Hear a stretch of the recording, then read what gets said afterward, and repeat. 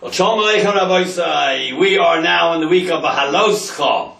Behaaloscha. When Aaron lights the menorah. Now we have a problem with this Sedra.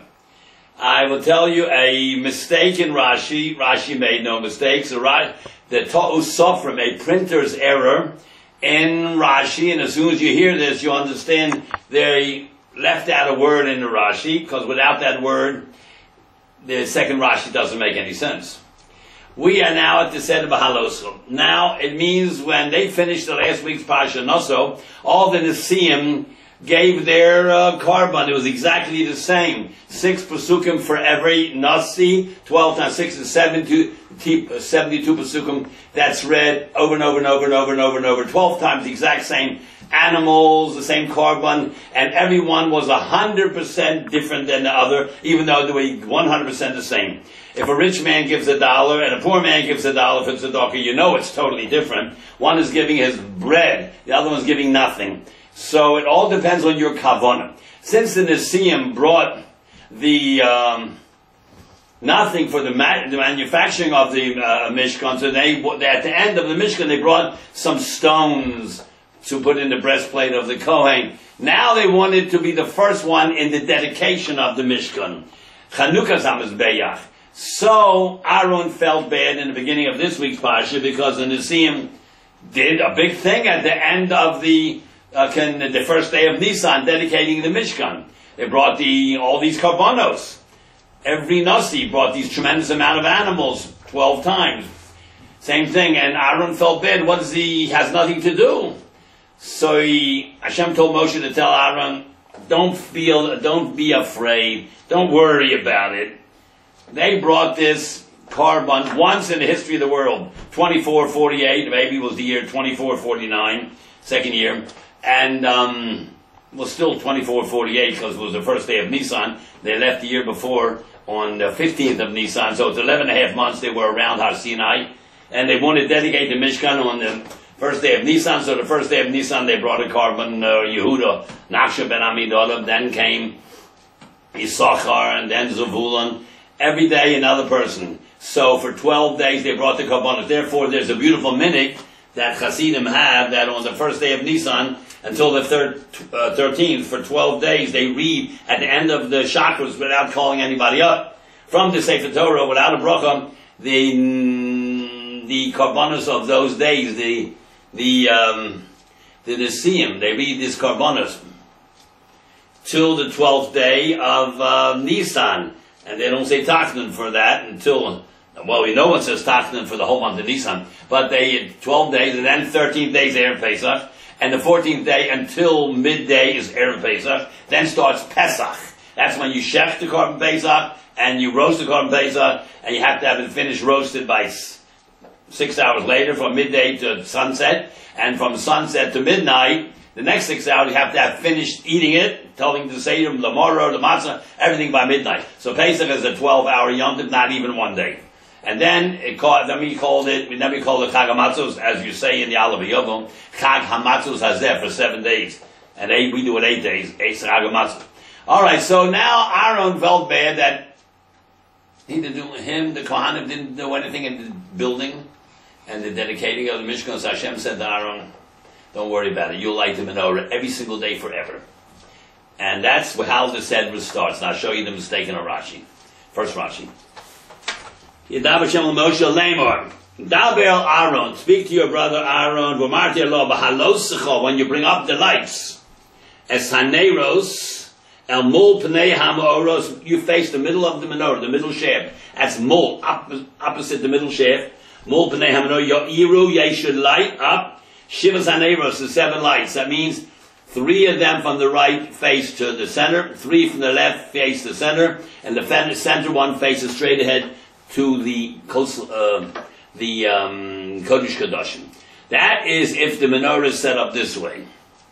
Means you walk in the Mishkan from the east, and the end room is the Kodesh Kodashim west, and the menorah is on this side, left side, the Shulchan is on that side, the menorah is on this side, and the menorah is set up like this, not between east and west, but north and south. So the 3 lights face this way, You bend the wick, when you can bend the wick any way you want, the light flame is going to go up. Alpines, the three fires face the center, and the three fires face the center, and the middle one face the Kodesh Kodashim. That is one opinion. Other opinion is that it was set up this way, as you walked in. So all the lights faced toward the Kodesh Kodashim, and the last light, the last one, the Ner Marabi, never went out. That's the Ner Tamid. Even in the menorah, was facing this way, the middle one never went out. That's the Ner Tamid. That's why every shul has a Ner Tamid. So let's take a look at mistaken Rashi. Rashi wrote it right. Somebody printed it wrong. Behaaloscha means to make it go up. Let's see what the Rashi said. Lama nisva parsha. First Rashi. Lama nisva parshas hamenorah the parshas hanesiim. Why is the parsha of menorah connected here? It was made way back in Shmos in Truma. What are you bringing it up over here? Well, it's long ago made. The Fishek, Yeshua, Aaron, Chanukas, and the Siyam, when he saw the dedication at the first day of the functioning of the Mishkan, first day of Nisan, when he saw Aaron saw the Chanukas, the dedication of the Siyam, they brought their Karbanos, 12 Nisim, brought there's 6 Pesukim, about each one of them, 72 Pesukim, they brought the same Karban. Cholsha Ozdatu, he got weak, he got depressed. Kishelo Hoyo Imoim, he wasn't one of them. He didn't do anything to building or dedicating or inaugurating the Mishkan. The Chanukah, Lo Hoyo Lo Shifta, him and not his Shavit. None of the Levium did anything. Omer Lo HaKadosh Baruch Hashem said to him, Chayecha, I swear on your life, Meshalecha Godol Meshalahem. What you're going to do is greater than them. They do it once. You'll do it every single day to the end. Every Beis HaMikdash, every time. Mishkan, Bayis Rishon, Bayis Sheni, Shiloh. You have to light the menorah. You, the Kohanim. She'osa madlik ha'meitiv as an eretz. You're going to madlik light and fix the neiros every morning and light them every afternoon. Now we get to the problem, Rashi. Behaaloscha. When you make the lights go up. Al Shem. Why call it Behaaloscha? Al Shem shehalahav, the flame Olo goes up. Kosuv, therefore it's written here in the Torah, Bahadlo Kosacho, when you ignite it. Mistake. It is not written in our Torah, Bahadlo Kosacho. It says Behaaloscha. The Pshad is Bahadlo Kosacha. Targum says Bahadlo Kosacha. All the Mefarshim, Ibn Ezra, Ramban, everybody says that when you get to that word Behaaloscha, they say Bahadlo Kosacha, when you ignite it. That's what it means. You ignite it. That's Pshad. The drasha is that you hold the shamas onto the light so long until the flame goes up by itself, not like you touch it there and let it flicker for a minute, let it work it up, eventually it draws up. No, don't do that. This is a mashal of a Rebbe and a Talmud. You can't just give him some information, let him spend the next 45 minutes struggling. What did he mean? Look it up and ask your friend. Tell him all the information right away. Pass over the full knowledge. The Havdil, if you teach math, you don't just show them one formula and say, okay, that's how you do it, boys. And then they'll look all through the pages and they'll work it out. After 20 minutes, they got it. Why don't you show them there? Completely stay there on the subject until they get it. So, Bahadloko, that's the pshat. But the drush is here. Now, Rashi, and look at the Rashi. How can you won't appreciate what I'm telling you? Look at the Rashi. All the commercials are wrong except one of them. Look what it said. Behaaloscha, that means when you make the flame go up by itself. That's after you have lit it. Al Shem Shalahav Ole, since the flame goes up, Kosav Bahadlo Kosva. It's not written in the Torah. You know what word was left out? Lo. Al Shem Shalahav Olo. Since you want the flame to go up full, not just flicker. Lo Kosav, that's why the Torah did not write Bahadlo Kosva when you ignite it. Rak Loshen Aliyah, but you want it the other way. Not good enough, just lighting it. You have to make it go up full flame. Shesorach Lahadlik, you have to light it. Ad Anshir Tishdehei Shal Heves Odom Eleh goes up by itself. So Hadlok is not enough. You need Halosach. So someone left out one word. Lo. Lo Kosav. It does not say Bahadlo Kosav. It said Bahaaloscha. And all the Mefarshim, when they say to bring out this word Behaaloscha, every single one says Bahadlo Kosav. Because that's a pshat, not this. This is drush. Interesting, isn't it? Someone misprinted this Rashi because it's not true. You have to say, that's why the Torah does not write Behaaloscha. That's not good enough just to light it, let the thing struggle by itself. But Behaaloscha. All right, that takes care of one thing. Now, Sram the Talmud says,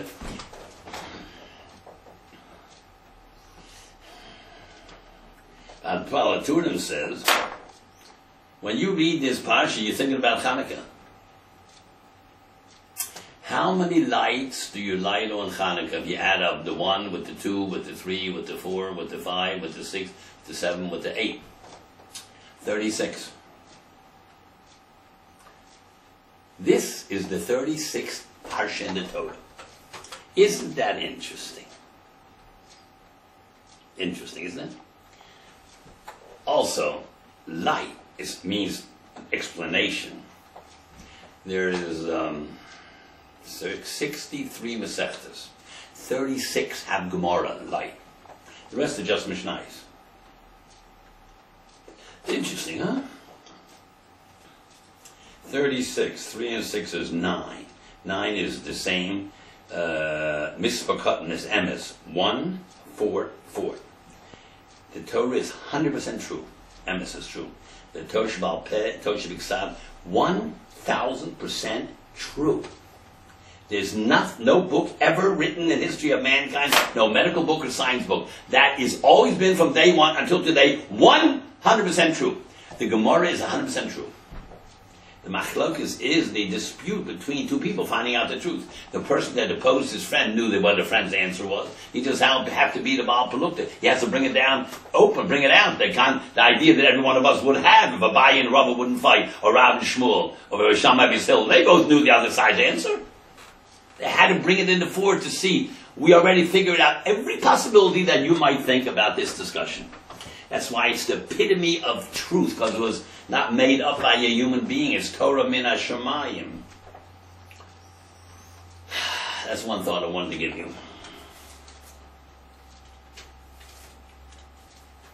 Then a few pesukim later, Kakas al-Leviyim b'tos b'nei Yisrael. Take the Leviyim but amongst the b'nei Yisrael. The firstborn Bechor was supposed to be the Kohen, and the Bechorim messed up by the Egel, so they lost their job. And now the Leviyim will be from Leviyim will get the Kohanim. That's what it means. Kakas al-Leviyim b'tos b'nei Yisrael, and Tiharto Osam, they'll be the Kohanim. Isn't it interesting? Kakas al-Leviyim b'tos b'nei Yisrael. You take the word Yisrael, write it out. Yud, Shin, Reish, Aleph, Lamed. You get the middle letters exactly. Leviyim. Called Osios Emtsos, middle letters. Not Miloi. Osios Emtsos. There's another place in the Torah when Moshe Hashem told Moshe to hit the Selah, the rock, and the water will come out from the rock.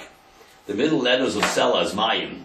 Samach, Lamed, Ayin. Middle letters is Mayim. The whole Torah works like this, but I'll just give you a few examples. This is the Baal Turim. Let's go a little further. Here, to inaugurate the Leviyim, you have to use a razor blade on their whole body. Hair, eyebrows, every back and front, hands, fingers, all hair removed from the body. Using a tar for a man is the Issa D'Oraisa. This is one of the cases where it's a mitzvah to do an Aveira. And when is there an Aveira to do a mitzvah? When the Kohen Gadol's brother dies without children, the mitzvah of Yibum, if he does it, that's a big Aveira. Because the Kohen Gadol cannot marry an almana. His sister-in-law is an almana because the brother died without children. So therefore, the first case of a tar is a mitzvah to do an aveira. Here is an aveira to do the mitzvah of Yibum for the Kohen Gadol. Okay, I'll tell you another little thing here. It's the law of Pesach Sheni. There was some people who were tamei because they were carrying a corpse, and they couldn't make the korban Pesach. By the way, there's only one korban Pesach in 40 years. In Mitzrayim they had one, but it was only one day. They never had a Pesach as described in the Torah in Shmos. About the Chalamoid, 7 days. Never had that in Mitzrayim, the Chalamoid with the 7 days. They only had it in Mitzrayim. The first year out of Mitzrayim, they made a Pesach. That was it, no more. You know why? Because they made the Egel. And the Egel, they were cursed. And the Ruach Tzafonis didn't blow, or north wind. I don't know if it's a physical thing or a spiritual thing. Without the north wind in the atmosphere, if you make an operation, it will not heal. You'll hemorrhage. So therefore you couldn't give a little baby a bris because he'll die from hemorrhaging. He's like a hemophiliac. So there was no bris, and therefore you can't eat the Korban Pesach. But here it was, they made the Egel 90 days after they came out of Mitzrayim, and this was already a year later, 9 months later, and he told them to make a Korban Pesach. But after that, there was never a Korban Pesach for the next 39 years because the Ruach Tzfonis didn't blow, and therefore they couldn't have an operation. Therefore the heel wound wouldn't heal. Therefore you can't have a bris, and if you can't have a bris, you can't eat the Korban Pesach. This is the only one. You know what the Rashbam said? Why? They have to have this Korban Pesach because the kids went through Mitzrayim, and the ones that are now here, they next 40 years they won't have one. They have to see one normal Pesach that's 7 days long with a Chalamoid. The first day is Yom Tov, the last day is Yom Tov. They will never experience that. Have to have one normal Pesach. So that in Mitzrayim was one Pesach, which was 1 day. This was a regular one, and that was it. They never had another Korban Pesach in the Midbar, and Moshe was Nifter. Aaron took them over into Eretz Yisrael. There they had the second Korban, the third Korban Pesach in 40 years. One in Mitzrayim, one in Eretz Canaan, and one in the Midbar. So there some people were Tamei, and they couldn't eat the Korban Pesach. They said they were carrying the corpse, the Aaron of Yosef. And therefore they were Tamei, and therefore they couldn't eat the Korban Pesach, because, so they said, Lama Nigara, why should be excluded? Hashem told them, I don't know what to do, let me ask Hashem. Hashem told them, they're right, there's a thing called Pesach Sheni. You do it on the 14th day of the next month, Iyar. So Moshe talked about Pesach Sheni on Pesach Rishon, because if you're Tommy, this is what you do. From here we learned that you got to learn the Hilchot laws of Pesach 30 days before. Because this was 30 days before. So therefore before we start the Purim Suda, we learned 1 minute Korban Pesach about Pesach, because that is 30 days before. On Purim. Do you know that in the Midbar no one had a bris except Shevet Levi? Because they never did the Egel. 22,000 of them had Korban Pesach. For them the north wind blew. They had a bris. They ate Korban Pesach. Interesting. The women, the Shevet Levi had it. Now let me tell you one other thing here.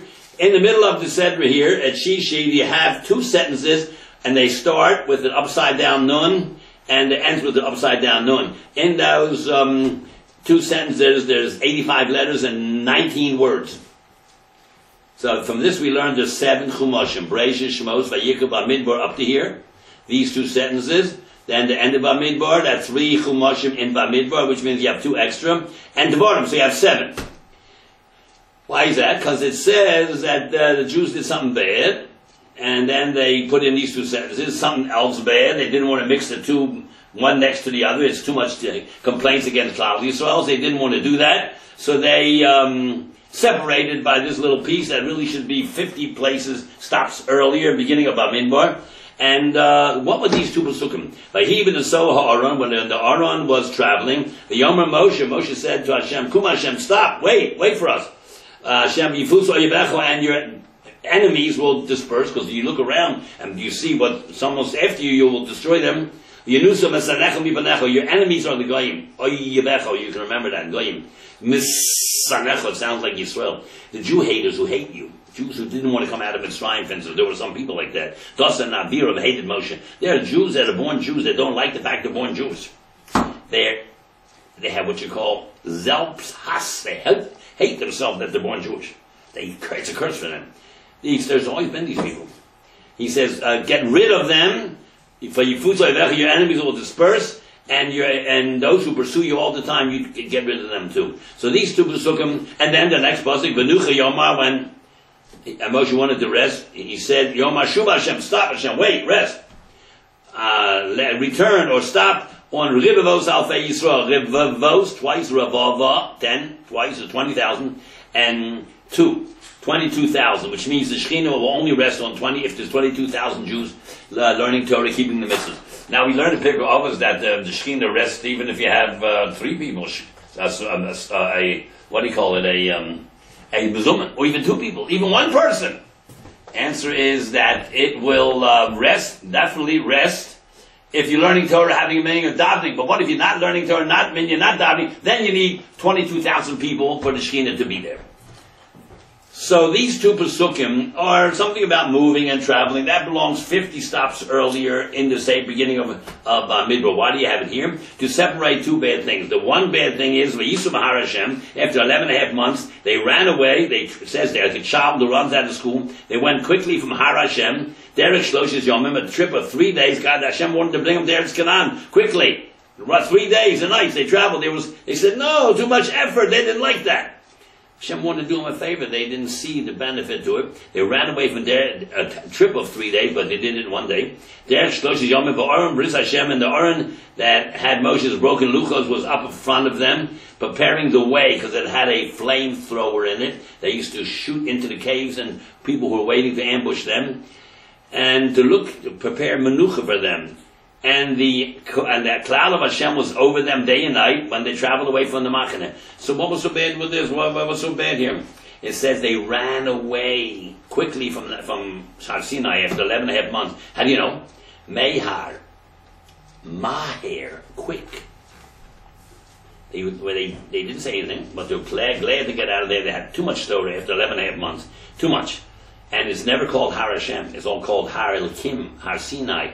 Har Hashem is only Har Moriah in Yerushalayim. This is Har Elokim, where it says the difference were given. That's Mid Torah Shebiksab, Midas Adin. Yerushalayim is Midas Orachamim. When the Sanhedrin tried to get you off the hook, that's called Har Hashem Yud Kei Vav Kei. Sinai is Har Elokim. Har Hashem means we like to, right there. You know, when you run away from school, you want the teachers and to stay there, not to come home with you. We'll be back tomorrow, but we had enough for today. That was a punishment. That was a big averum. But they were never punished because they didn't say anything, and they were happy, and they weren't never punished. But the next averum, after these 2 sentences, it says they were lusting for meat, even though they had all the meat in the world, because after 40 years they had so much cattle. They had needed their own country beside Eretz Canaan on the right side. The trend to Jordan, they had 2.5 Shvatim had their own country because so much meat. So meat is a code word for arayos. The one you didn't have to work for it, and it tasted like everything you wanted to taste it. Why do you need meat? That was a code word. They defected went away from Hashem because they wanted more taiva, more lust. So Hashem punished them. The fire broke out and killed them. So this separates between the 2 punishments. From here you learn these 2 Pesukim have 85 letters and 19 words. And the upside down nun on both sides is like 2 more words, 21. From here you learn that if a Sefer Torah is burning up and it's Shabbos, you can carry it from Shus Yochid to the Carmelis, which means you can bring a Rabbanon, if it has 85 word letters and 21 words about any one subject. That's called the Megillah B'fnei Atzmo. You can't go to Shus or Yochid to Shus Rabbah, that's a deraisa. But the Carmelis, you could violate Shabbos. From this we have a tremendous idea. There's so many things that have 85 letters and 22 words. The first pasuk in the Torah has 7 words, and the last pasuk has 12. That's 19. And the beginning of the Torah is a marker, and the end is a marker, that's 21. And you have 85 letters. And Shabbos, Shachris Kaddish, we say Naritzcha, you have 85 letters, and until you get to Hashem's name is 22. 21 to Hashem is 22. In Musaf, you have that 4 times. In the weekday, you have it 1 time. On Shachris, on Shabbos, you have it 2 times. On Musaf, you have it 4 times. Hazin Hashemayim Ba'dabeir, until you get to Hashem's name is 85 letters, and 21, the 22nd is God's name. It's a very, very important concept, that a Megillah, a concept, if it's about one subject, it has to have 85 letters, and it has to have 22 words, or to save it from a fire. So it goes very, very deep. 85, 13 ways to darshan the Torah. And 22 is called a Torah Kulam. It's a very deep thing. It's not a place now to go into this. And so we have to make it short this week. We have to have a certain appointment. I want to wish you all a good week, and stay well. And these ideas are very deep. You can follow them up if you want to. Zay gesund.